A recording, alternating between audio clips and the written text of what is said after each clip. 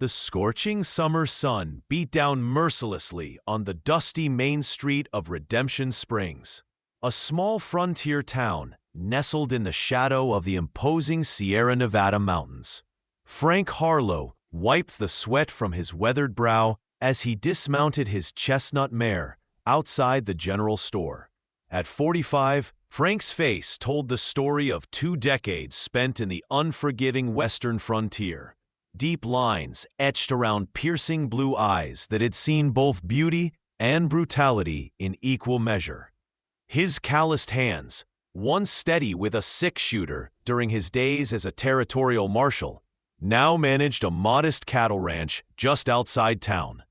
The years had slowed his movements somewhat, but the respect he commanded in Redemption Springs remained unwavering. His reputation had been hard-earned through fair dealings and an unwillingness to back down when justice demanded action. If you're enjoying this story, please subscribe to the channel. And I'd love to know, what city are you watching from? As Frank pushed through the creaking door of Henderson's General Store, the familiar smell of coffee, leather, and tobacco greeted him. Inside, Howard Henderson was engaged in heated conversation with 2 striking young women Frank had never seen before. They stood tall and proud, dressed in practical riding clothes rather than the frilly dresses typical of Eastern ladies. Their sun-kissed skin and confident postures suggested they were no strangers to hard work. "Frank," Howard called out, seeming relieved by the interruption. "Come meet the McIntyre sisters. They've just purchased the old Miller property up in Thunder Valley." The older sister, Emily, extended her hand with a firm grip that surprised Frank. Her eyes, a striking amber color, assessed him openly. The younger sister, Sarah, nodded politely but remained more reserved, her gaze drifting to the window as if anticipating trouble. "Ladies," Frank tipped his hat, curiosity piqued by these unusual newcomers. "That's mighty rough country up there.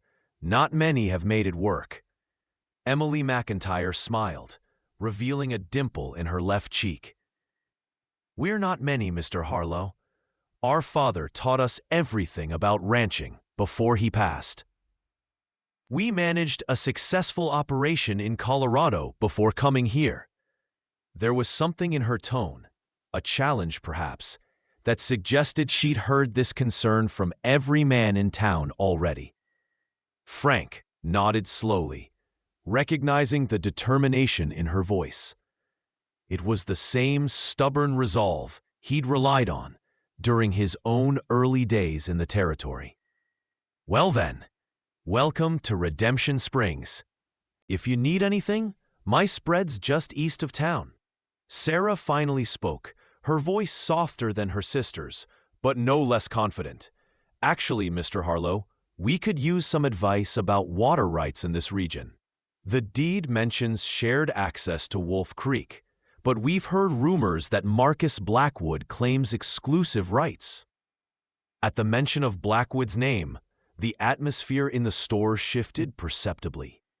Howard busied himself with arranging cans on a shelf, suddenly eager to appear occupied. Frank's jaw tightened almost imperceptibly. Marcus Blackwood had arrived in the valley 5 years ago with Eastern money and ruthless ambition, buying up struggling ranches and consolidating power through means that skirted the edges of legality. His hired guns intimidated smaller ranchers, and the young sheriff seemed conveniently blind to Blackwood's methods. "Wolf Creek runs through both properties," Frank said carefully. "Legally, you have every right to access it, but Blackwood doesn't much concern himself with legalities these days." Emily and Sarah exchanged a look that spoke volumes. They had encountered men like Blackwood before. "We appreciate your candor, Mr. Harlow," Emily said. "Perhaps you could join us for dinner this evening. We'd value your insights on other matters as well." Frank accepted their invitation, intrigued by these bold sisters who seemed either unaware of or undaunted by the hornet's nest they'd stepped into by purchasing land that Blackwood had likely set his sights on. As he completed his shopping and headed back to his ranch, Frank couldn't shake the feeling that Redemption Springs was about to become considerably less peaceful. The McIntyre sisters had stirred something in him, a protective instinct, certainly, but also a grudging admiration. It had been years since anyone had directly challenged Blackwood's growing empire. Frank checked his old Colt revolver that evening before heading to Thunder Valley, a habit from his martial days that he'd never quite abandoned. Some instincts ran too deep to ignore, and tonight, those instincts were humming like telegraph wires in a storm. The McIntyre property sat nestled against the backdrop of towering pines, the dilapidated main house showing signs of recent repairs.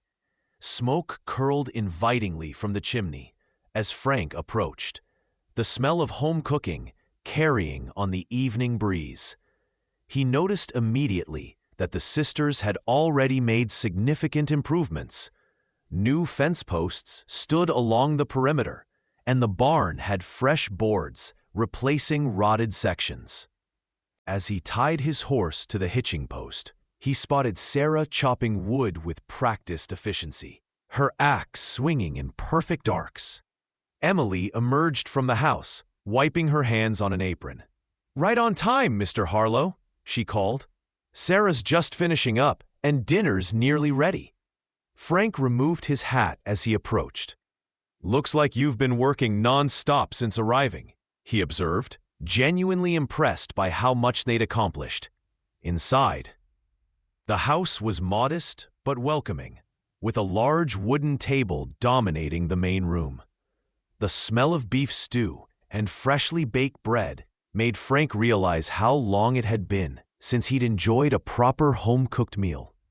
As they settled around the table, the conversation flowed surprisingly easily. The sisters were well informed about ranching techniques, and Frank found himself engaged in discussions about cattle breeding and grazing rotations that he rarely had even with longtime ranchers in the area. "Your father taught you well," Frank remarked, as Emily explained their plans for improving the soil quality in the eastern pastures. Sarah, who had remained relatively quiet, finally spoke up. "He had no sons, so he made sure his daughters could handle everything a man could. Said the land doesn't care who works it, so long as the work gets done right." There was pride in her voice, but also a hint of defiance that suggested they'd faced plenty of skepticism before. As the evening progressed, Frank shared stories of the valley's early days and the gradual changes that had come with the railroad's arrival 10 years earlier. He carefully avoided mentioning Blackwood until Emily broached the subject directly. "We've heard Mr. Blackwood has been trying to acquire all the land with water access," she said, refilling Frank's coffee cup. "The previous owners of several properties seem to have left rather suddenly." Frank set his cup down slowly, choosing his words with care. "Blackwood came with big dreams and bigger money. Wants to create the largest cattle empire in the territory. Those who wouldn't sell found their cattle mysteriously dying, their wells damaged or worse." Sarah leaned forward. "And the law?" Frank's bitter laugh was answer enough. "Sheriff Collins is young, inexperienced, and conveniently well paid for his lack of curiosity." Emily's eyes met Frank's directly. "And you, Mr. Harlow? We heard you were once a marshal. Why haven't you stepped in?" Frank's weathered face darkened as memories surfaced, painful ones he tried to bury beneath years of quiet ranching. "That was another lifetime ago," he said quietly. "I hung up my badge after Tularosa." He didn't elaborate, and something in his tone made Emily refrain from pressing further. Instead, she changed the subject, asking about the best suppliers for seed and equipment. But the question lingered in the air between them. And Frank knew the sisters deserved some explanation. After all, they had planted themselves directly in Blackwood's path, perhaps without fully understanding the danger. As the evening wound down, Frank stood on the porch, preparing to leave, when he finally spoke what had been on his mind. "Blackwood won't take kindly to your presence here. He's had his eye on this water access for years. You should know what you're facing." Emily joined him on the porch, her expression resolute in the silver moonlight. "We're no strangers to men who think their ambitions trump others' rights, Mr. Harlow. In Colorado, we faced down the Crawford brothers when they tried to force us out." Frank raised an eyebrow, familiar with the notorious cattle barons who'd terrorized parts of Colorado territory. "That's quite a reputation you've omitted mentioning until now." A small smile played at the corner of Emily's mouth. "We didn't want to appear boastful on first acquaintance." Frank chuckled despite himself. "Well, Blackwood's cut from the same cloth, but with deeper pockets and more guns at his disposal. Just be careful. I'd hate to see you ladies come to harm." Sarah appeared in the doorway, her expression serious. "We appreciate your concern, Mr. Harlow, but we didn't come all this way to be frightened off our rightful property." As Frank rode home through the cool night air, his mind was troubled. The McIntyre sisters were clearly capable and determined, but Blackwood represented a danger they might not fully comprehend. 3 smaller ranchers had already been driven out of the valley in the past year alone. One had left after his entire herd mysteriously fell ill. Another departed following a suspicious fire that destroyed his barn and winter feed. The third, old Jim Wheeler, had simply disappeared one night, his cabin found empty with supper still on the table. The official story was that Wheeler had decided to move back east, but Frank had his doubts. He'd kept his suspicions to himself, though, having learned the hard price of standing alone against powerful men. The ghosts of Tularosa still haunted his dreams, the faces of the innocent who had suffered because he'd made a stand against corruption. Frank had sworn never to put others at risk again by playing the hero. The following morning brought news that spread through Redemption Springs like wildfire. During the night, someone had poisoned the water trough at the McIntyre property, killing 3 of their horses. Frank heard the news at the blacksmith shop and immediately saddled up, riding hard for Thunder Valley. He found Emily and Sarah burying the animals behind the barn, their faces grim with anger rather than defeat. "This is just the beginning," Frank warned as he helped them with the grim task. Blackwood sending a message. Emily drove her shovel into the earth with particular force. "Well, we've received it, and we're not impressed." Sarah wiped sweat from her brow, her eyes cold with determination. "We've already ordered more horses from Carson City. They'll arrive next week." Frank studied them both, admiring their resilience while fearing for their safety. "You know who did this. Why not report it to the sheriff?" Sarah's laugh held no humor.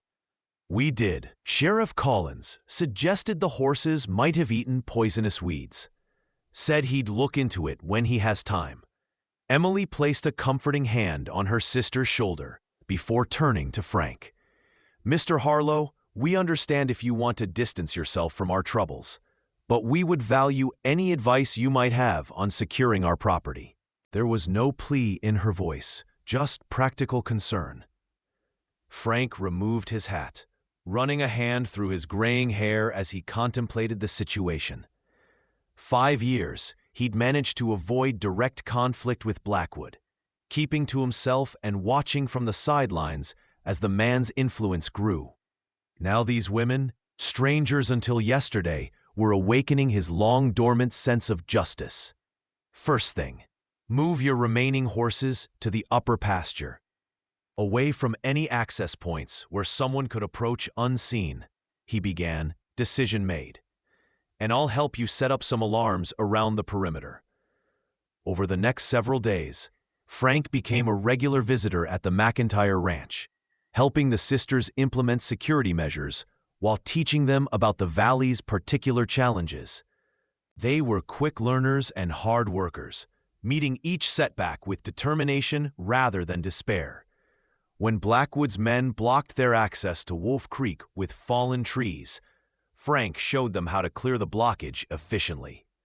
When rumors began circulating in town that the McIntyre sisters were actually running from the law in Colorado, Frank publicly vouched for their character at Henderson's store. What began as assistance born of concern gradually evolved into genuine friendship. Frank found himself sharing meals with Emily and Sarah several times a week, rediscovering the pleasure of conversation and company after years of solitary living. He began to notice how the sunset light caught in Emily's auburn hair, or how Sarah's rare full smile transformed her serious face. 2 weeks after the horse poisoning incident, Frank was helping repair the McIntyre barn roof when he spotted a cloud of dust approaching from the direction of town. "Company coming," he called down to the sisters. Emily shielded her eyes against the sun, her expression hardening as she recognized the riders.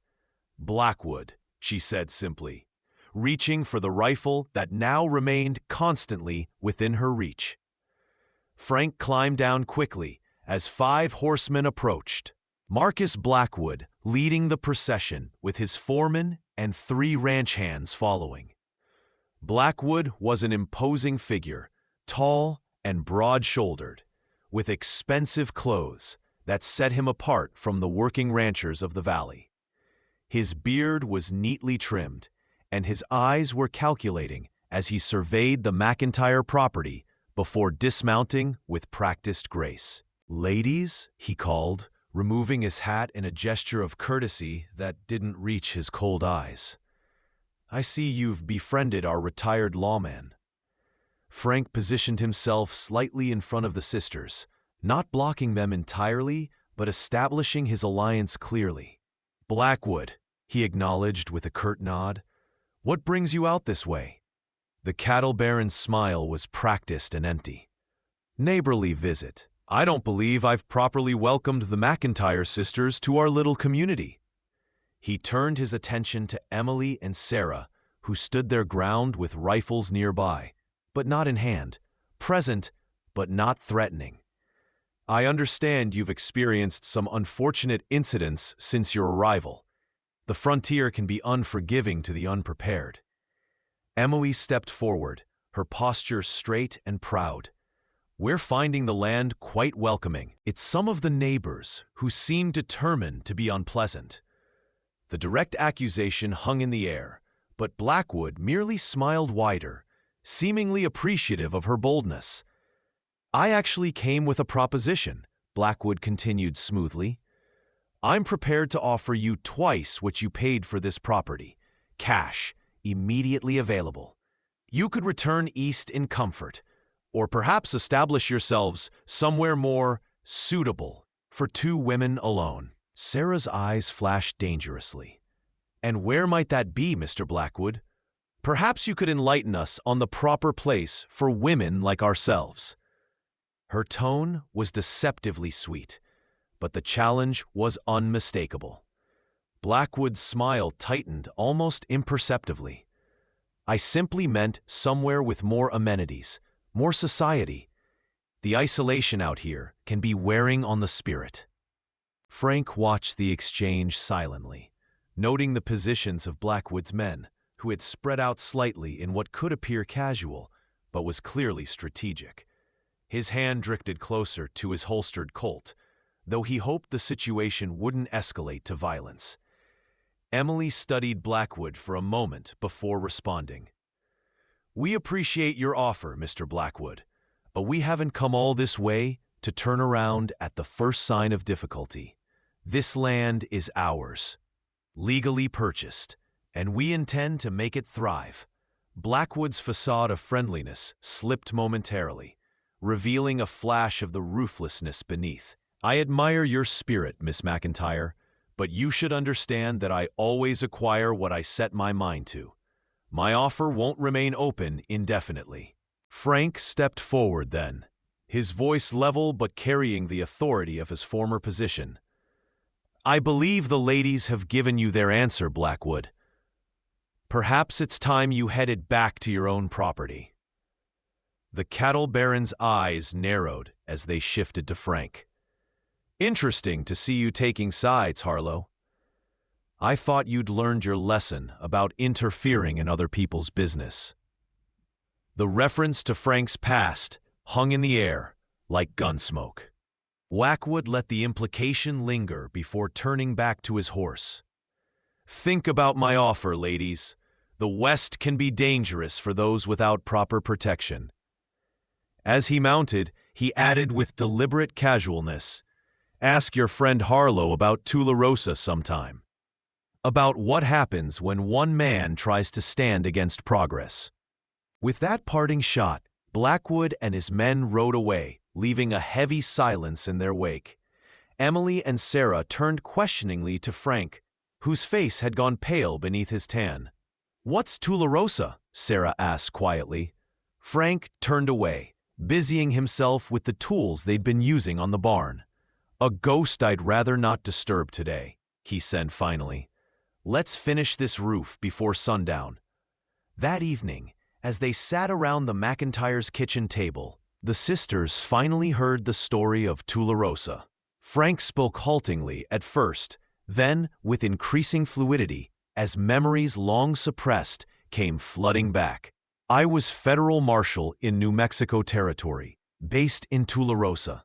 A mining company moved in, started buying up claims, legally at first, then through intimidation when miners wouldn't sell.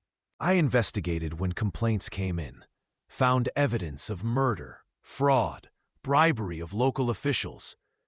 Frank's eyes were distant, seeing events from 8 years ago rather than the concerned faces of the sisters. I built a case, sent my reports to the territorial governor. What I didn't know was that the governor himself had investments in the company.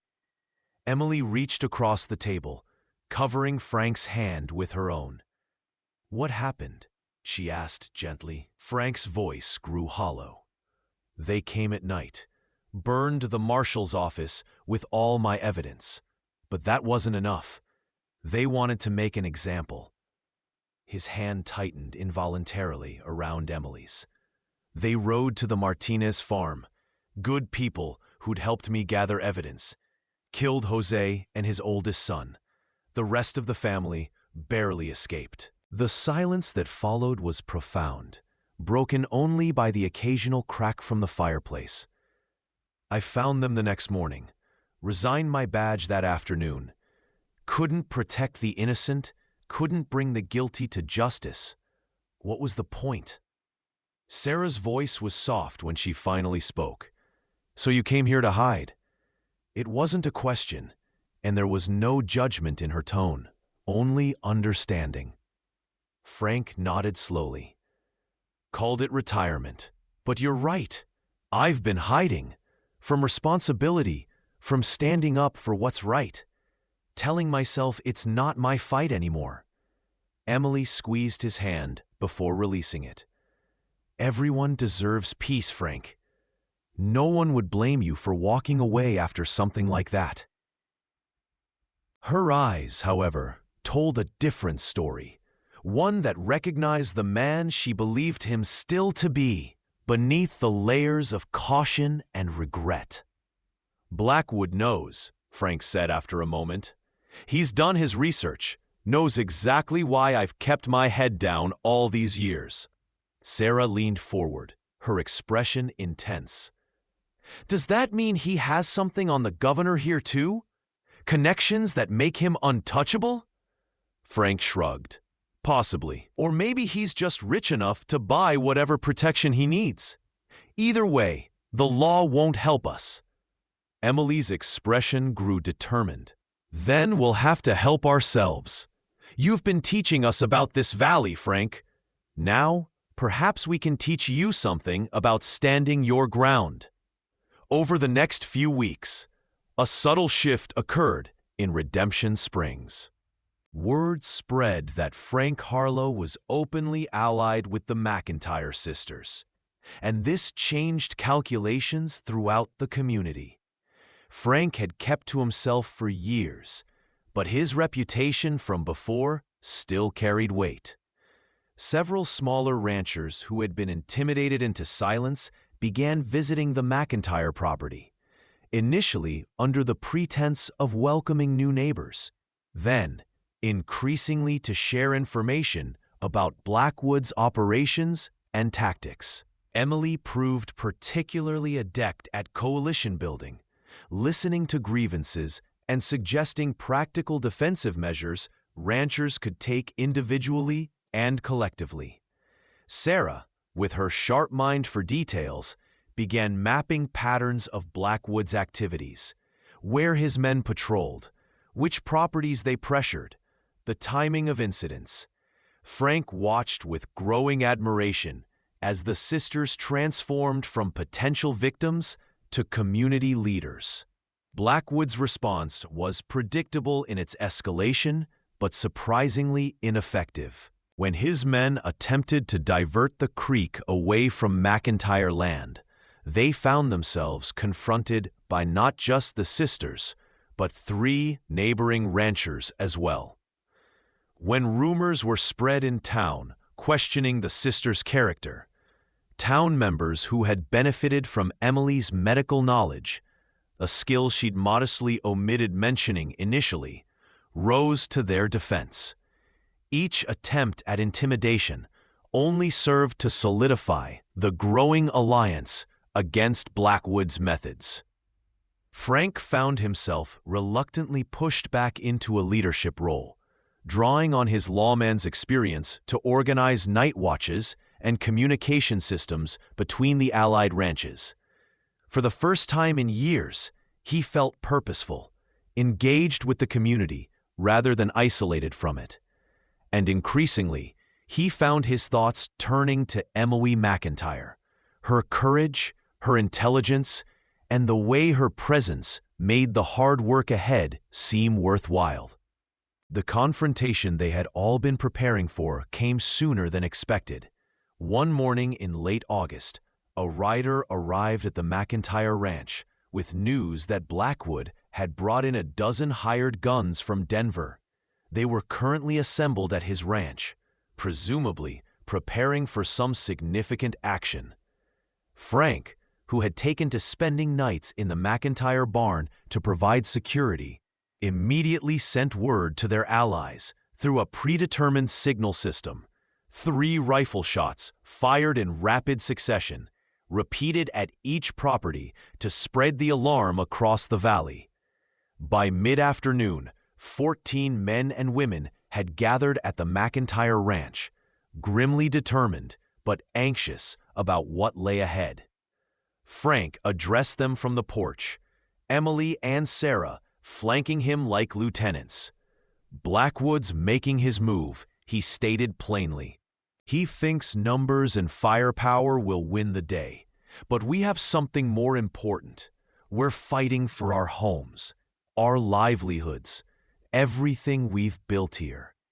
As dusk approached, lookouts reported 20 riders approaching. Blackwood, his foreman, and 18 armed men moving with military precision. Frank had positioned defenders strategically around the property, utilizing natural cover and the buildings themselves.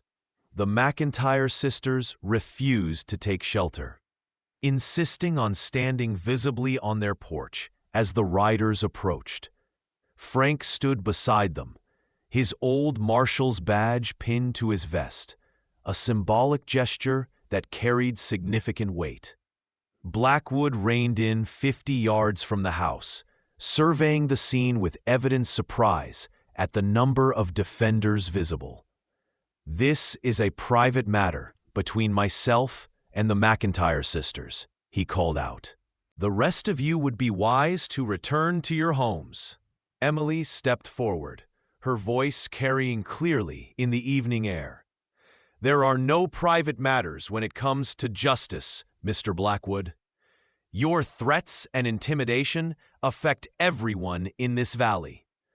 Blackwood's expression darkened as he scanned the determined faces of the assembled ranchers.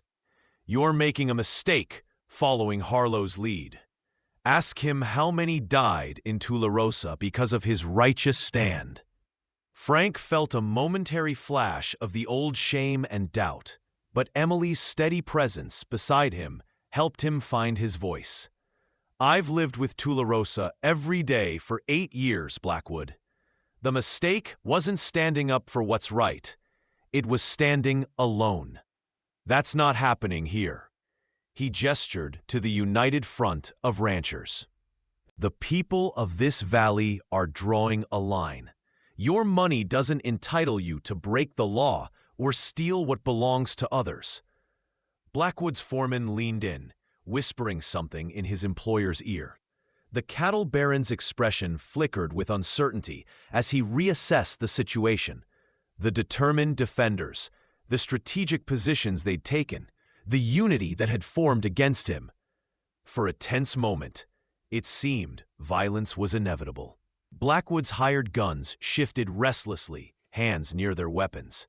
The defenders held their positions, waiting. Then, unexpectedly, a new figure rode into the space between the two groups. Sheriff Collins, looking uncomfortable but resolute. "That's far enough, Mr. Blackwood," he called out, his young voice cracking slightly with tension. "I've received a telegram from the territorial governor this morning. There's to be an official investigation into land disputes in this valley, starting next week."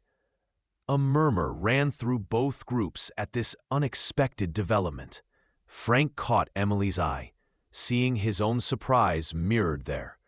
Collins continued, gaining confidence as he spoke.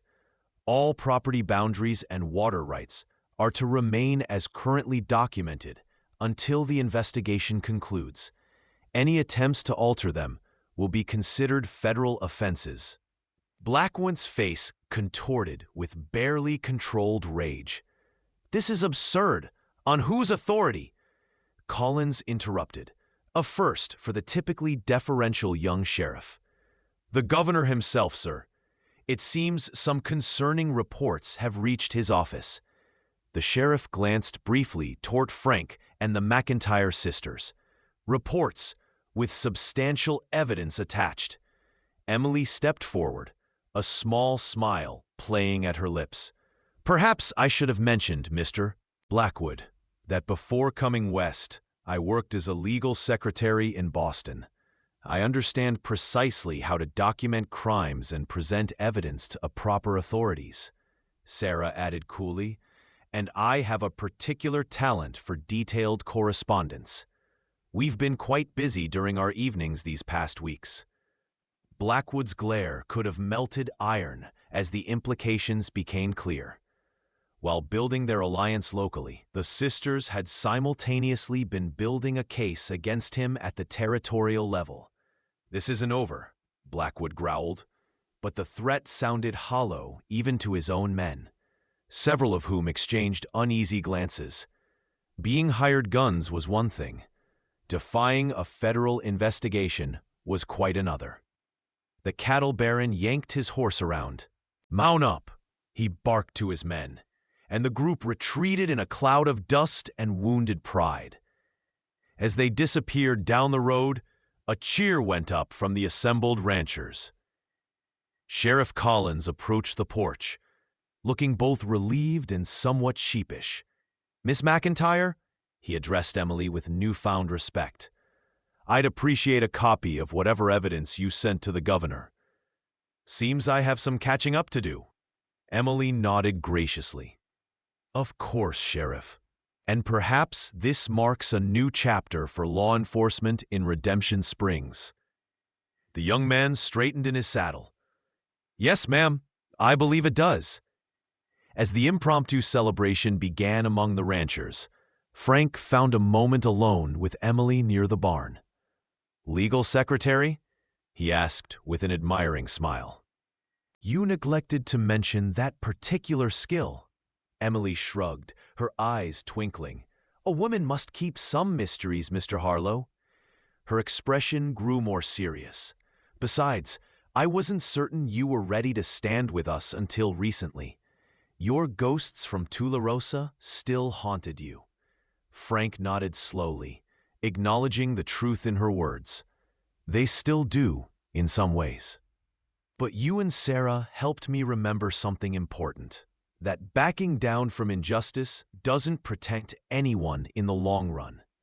Emily studied his face in the fading light, her expression softening. "The work isn't finished. Blackwood won't surrender his ambitions easily, even with an investigation pending." Frank found himself reaching for her hand, surprising himself with the gesture. "No, it's not finished, but for the first time in years, I'm looking forward to tomorrow instead of dreading it." As dusk deepened into night, the gathering at the McIntyre Ranch took on the quality of a community celebration. The first real coming together of the smaller ranchers who had previously operated in isolated fear of Blackwood's influence. Sarah had organized an impromptu feast from the various contributions brought by their allies, and someone had produced a fiddle, filling the night air with music that carried across the valley. Frank observed it all with a sense of wonder at how much had changed in just a few short weeks. The McIntyre sisters had accomplished what he'd believed impossible, uniting the community and standing successfully against Blackwood's intimidation. More than that, they'd helped him find his way back to the man he once was, the man who believed in justice and community above personal safety. As Emily approached with 2 cups of coffee, Frank felt a warmth that had nothing to do with the nearby bonfire. "You know," she said with a smile, "when we purchased this property, we never expected to gain a community, let alone a former marshal with a talent for strategic planning." The following morning, Frank arrived early at the McIntyre Ranch to help with chores before the territorial investigators were scheduled to arrive. He found Sarah in the barn, struggling to move a massive hay bale into position for feeding the horses. Despite her strength, the awkward shape made it difficult for one person to manage. Frank stepped in wordlessly, taking the other end of the bale. Together, they positioned it perfectly before Sarah turned to him with an appreciative nod. "You know, you've become quite indispensable around here, Frank Harlow," she remarked with her characteristic directness. "Emily seems to think so, at any rate." Frank felt a flush creep up his neck that had nothing to do with physical exertion. Sarah's knowing smile suggested she noticed his reaction. "I've never seen my sister so taken with anyone before," she continued, brushing hay from her clothes. "She's always been the practical one, focused entirely on our success as ranchers." Frank busied himself checking the horses to hide his discomfort with such direct talk about feelings. "Your sister is a remarkable woman. You both are." He patted the neck of Emily's favorite mare. "I've never seen anyone stand up to Blackwood the way you two have, with intelligence and determination instead of just guns and threats." Sarah leaned against a post, studying him with a penetrating gaze. "And what about you, Frank? Yesterday you said you're looking forward to tomorrow. What do you see in that tomorrow?" The question caught him off guard with its directness, forcing him to consider what he truly wanted now that Blackwood's immediate threat had been neutralized. Before he could formulate an answer, Emily appeared in the barn doorway, sunlight creating a halo around her auburn hair. "The investigator's wagon is coming up the road," she announced, and it looks like they've brought the territorial marshal with them. The official investigation proceeded methodically over the next several days. The territorial marshal, a no-nonsense man named Jenkins, interviewed each rancher individually, examined property deeds and water rights documents, and sent deputies to inspect the physical boundaries and water access points throughout the valley. Frank found himself impressed with the thoroughness of the process. It seemed the governor was taking the situation seriously indeed. Blackwood remained conspicuously absent from his usual haunts in town. Though rumors circulated that his legal representatives from Denver had arrived and were working furiously to protect his interests, the McIntyre Ranch became the unofficial headquarters for the investigation, with Emily's legal knowledge proving invaluable in organizing the documentation needed. In the evenings, Frank often found himself lingering after the officials had departed, sharing quiet conversations with Emily on the porch as Sarah tactfully made herself scarce. On the final day of the investigation, Marshal Jenkins gathered all the involved parties at the town hall in Redemption Springs. Blackwood finally made an appearance, looking uncharacteristically subdued and flanked by two serious-faced men in expensive suits. The smaller ranchers sat together on one side of the room, a visible representation of their newfound unity. Frank sat beside Emily and Sarah in the front row, acutely aware of Emily's shoulder occasionally brushing against his as she leaned forward to listen. Marshal Jenkins laid out his findings in methodical detail. Documentation of threats, witness testimonies of intimidation, evidence of property damage, and perhaps most damning, financial records showing bribes paid to previous local officials. Based on these findings, Jenkins concluded, the territorial governor has ordered that all water rights be enforced as legally documented, with shared access protected by law. Furthermore, Mr. Blackwood will face charges of intimidation, property destruction, and attempted bribery of government officials. A stunned silence fell over the room, broken only when Blackwood's legal representative stood to protest. My client reserves the right to challenge these findings. Jenkins cut him off with the practiced authority of a career lawman. He's welcome to do so in territorial court, counselor. But until then, these orders stand. The marshal turned to address the assembled ranchers. The governor has also approved the formation of a ranchers' association for this valley, with elected representation to address future disputes over land and water. Sheriff Collins will receive additional deputies to ensure enforcement of property rights. As the implications of these announcements sank in, a cautious sense of victory spread through the rancher's side of the room. Emily reached for Frank's hand, squeezing it tightly in a gesture that communicated more than words could have. Blackwood, his face a mask of barely controlled fury, stormed out without a word, his lawyers hurrying after him. Outside the town hall, the smaller ranchers gathered around Frank and the McIntyre sisters, their faces alight with relief and newfound confidence. "We couldn't have done this without you three," old Peterson declared, voicing what many were thinking. Frank shook his head. "This victory belongs to all of you who had the courage to stand together." Emily added warmly, "And it's just the beginning. The Ranchers Association gives us a structure to work together moving forward." Sheriff Collins approached, looking both relieved and determined. "Mr. Harlow, the marshal mentioned you might be willing to help train my new deputies, given your experience." Frank hesitated, catching Emily's encouraging glance before responding. "I'd be happy to offer whatever assistance I can, Sheriff."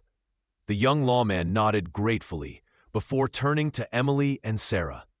Ladies, I owe you an apology for not taking your concerns seriously from the start. That won't happen again."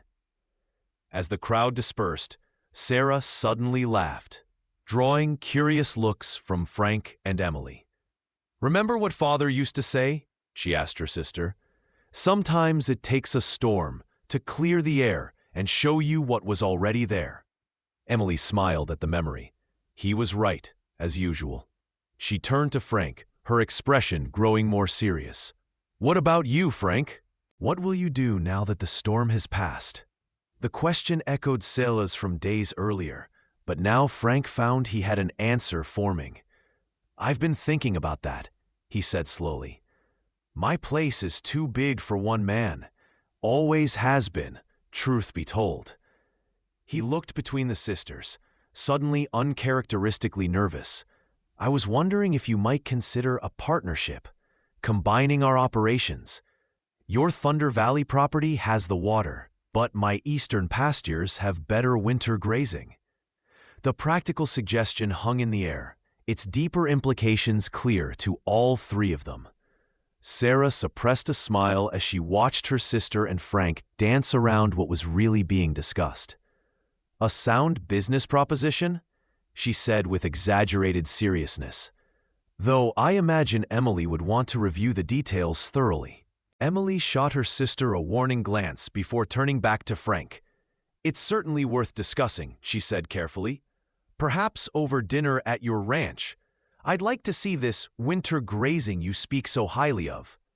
Frank's weathered face broke into a smile that made him look years younger.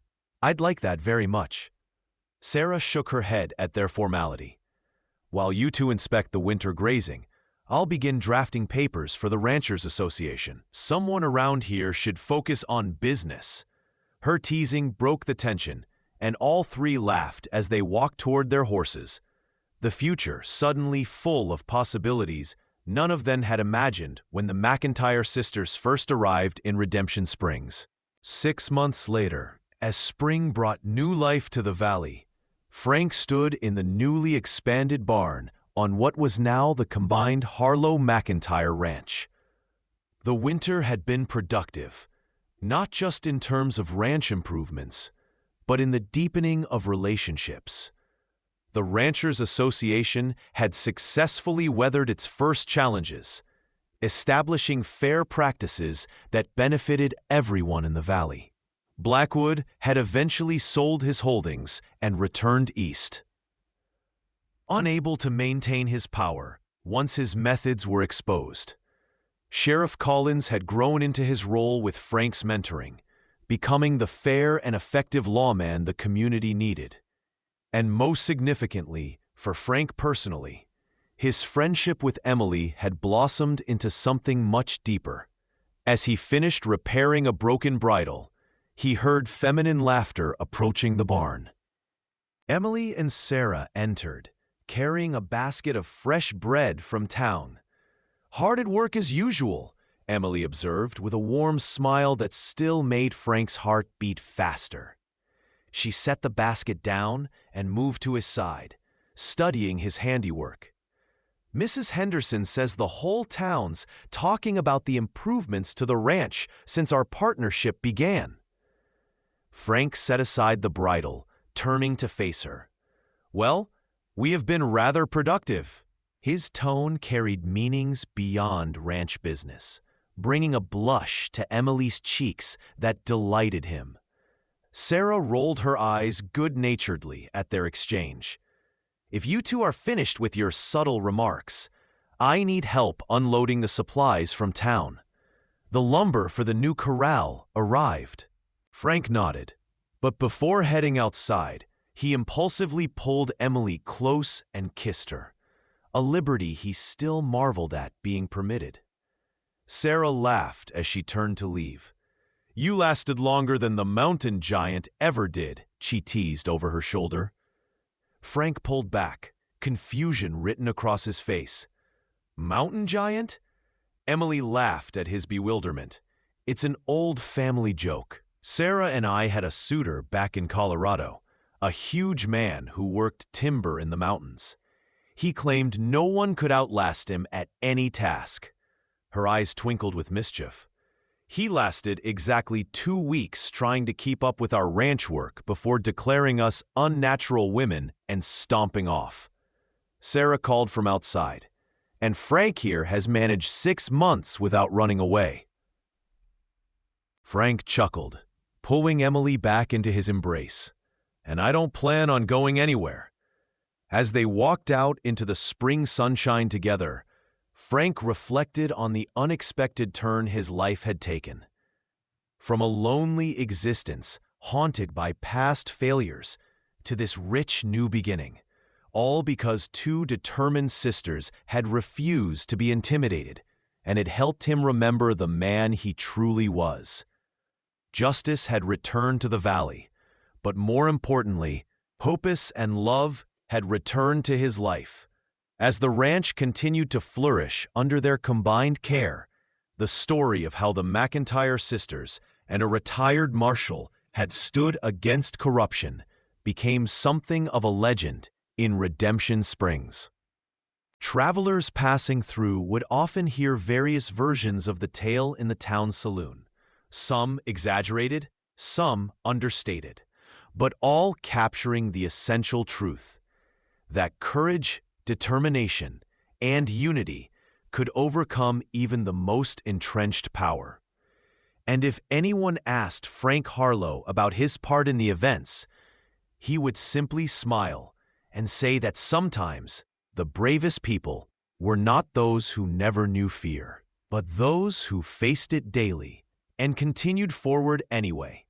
A lesson he had learned from 2 remarkable sisters who had changed not just the valley, but his heart as well.